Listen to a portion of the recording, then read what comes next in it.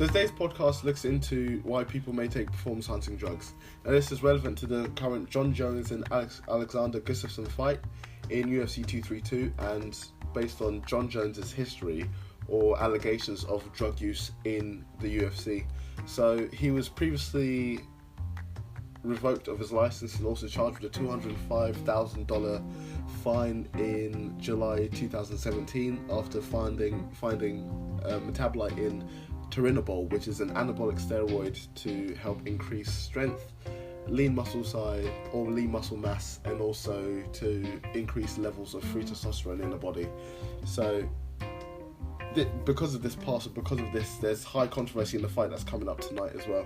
So this podcast is not just to outline what's happened and also highlighting the controversy of what's to occur, but to try to explain why an athlete may take a performance-enhancing drug. So this is a taboo subject, and people don't like talking about it that are professional athletes, but research has looked into the attitudes and beliefs and also knowledge of doping in the sport. So Morente, Sanchez and Zabala in 2013 had a literature review where they just basically reviewed the research into doping in sport and explaining why some people may start doping, and they found that three main reasons were given to why someone may use performance-enhancing drugs. One being to achieve athletic success, another being to improve recovery from injury, and lastly preventing nutritional deficiencies. So additional research backs up these claims or were used in the literature review to highlight why some people may take performance-enhancing drugs. So one being to obviously help increase success and also the financial gain. So as much as sport is for success, it's also to put money in the athlete's pockets as well, and also to help the organisation rack in more numbers, more people to come in to see certain performances as well. But interestingly so, Strego et al. In 2002 found that this is less reported. A benefit of taking performance-enhancing drugs, or a reason for it, is to increase their self-confidence and also to achieve social recognition. So with this recognition as well is the fact that people will be viewed differently in the public due to their performance as a result of taking the drug, and also increase their self-confidence because they believe maybe within the physical domain that they're able to, in UFC standards or MMA related topics, of being able to punch quicker, have more power, increase their endurance as well. So this psychological component also goes alongside the performance physical benefit of taking performance-enhancing drugs. Another reason why could be the relationships that the athletes have with coaches and with other people. So this was found by Pitch et al. In 2007. So this was reported by only 5.1 and 6.5% of the participants used, but it really highlights the fact that the social circle that we have, or the significant others or support network we have around us, their attitudes and beliefs can also impact our own attitudes and beliefs towards doping as well. So that athletes that are around people who may have more of a positive view on performance-enhancing drugs may result in the player or the athlete actually taking performance-enhancing drugs. Another study found by Nipper et al. In 2005 in elite junior track and field athletes is that it was used to protect health. So this is not seeing it as just something to improve the performance, but something to help maintain their well-being, their physical well-being as well. So something more outside performance. So this was protecting health and also enhancing their immune system as well.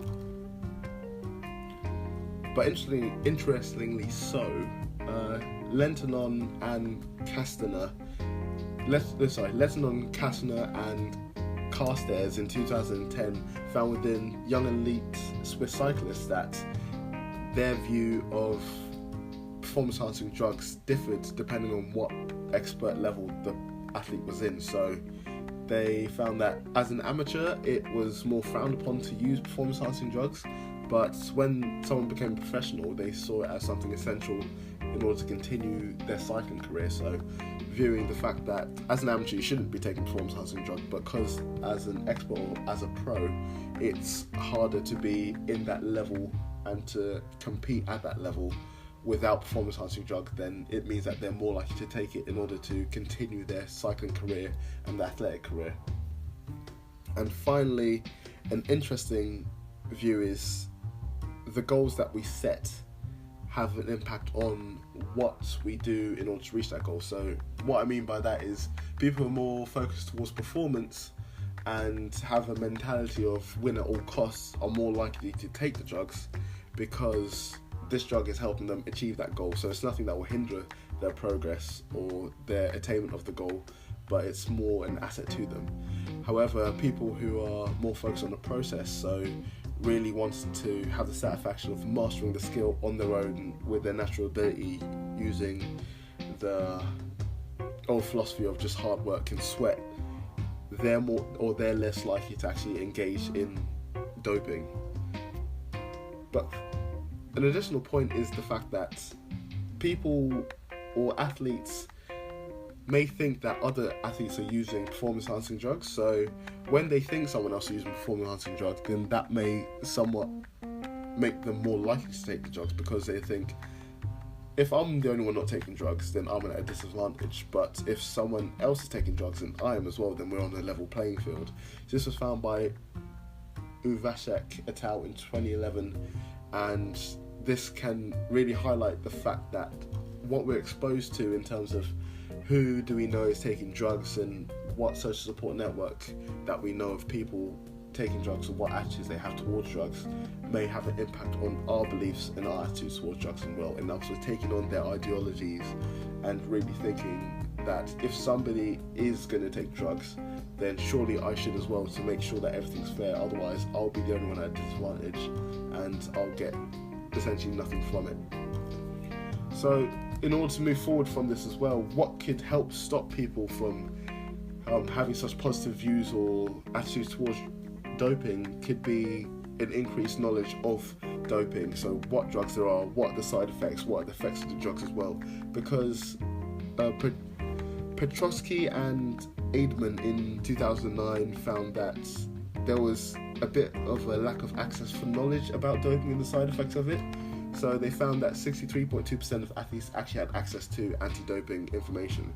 So if you think about it, it's hard to know that you shouldn't take drugs without knowing why. So it's essentially like someone just constantly telling you don't do this, don't do that, but if they don't tell you why, then you're not really going to internalize the value, or you won't integrate it into your attitude system or belief system to why you shouldn't, because you don't actually know why you shouldn't do it.